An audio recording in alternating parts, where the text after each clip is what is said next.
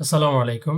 আজকের ভিডিওতে কথা বলব যে আমাদের স্মার্টফোনগুলোতে যে বেশ কয়েক বছর ধরে RAM প্লাস অপশনটি চালু করা হয়েছে, সেটি আসলে অন করা আমাদের উচিত কিনা? তো ১ম এ দেখে নিই অপশনটি আমরা কিভাবে খুঁজে পাবো। ফোনের সেটিংস এ চলে যাব। ফোনের সেটিংস থেকে সার্চ আইকনে ক্লিক করব। RAM প্লাস যখন RAM লিখব চলে আসবে আশা করি। এবং যারা Samsung ফোন ইউজ করছেন না, অন্য ফোনেও RAM প্লাস লিখলে আশা করি অপশনটি পেয়ে যাবেন। এখান থেকে আপনারা অন বা অফ করতে পারেন। সো Samsung ফোনের সেটিংস থেকে একটু নিচে নামলেই খানিকটা নিচে নামতে হবে। ডিভাইস কেয়ার অপশনে ক্লিক করব এবং এখানে মেমোরি অপশনে ক্লিক করলেই আমরা RAM প্লাস অপশনটি দেখতে পাবো। RAM প্লাস এ ক্লিক করলেই আমরা আমাদের অপশনটি দেখতে পাবো। এখন কথা হচ্ছে এটি অন করা উচিত কিনা?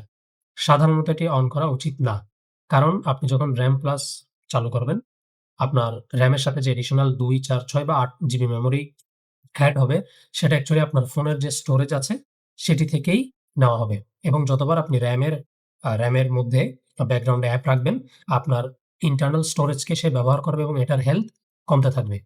সো আমাদের সাধারণত RAM প্লাস ব্যবহার করা উচিত না।